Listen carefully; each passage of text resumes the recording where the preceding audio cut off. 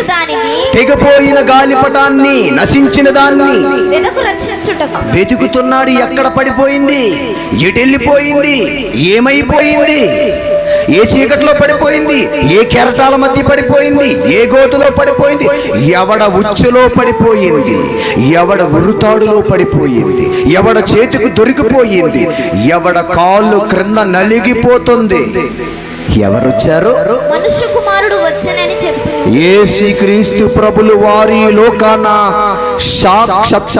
సాక్షాత్కరించాడు. ఎందుకు? ఇప్పుడు మీరు చెప్పాలి. ఎందుకు వచ్చాడు ఆయన? ఆ ముసలాయన పంపాడు, ఆ మహావృద్ధుడు పంపాడు. నలిగిపోతే గాలిపటం,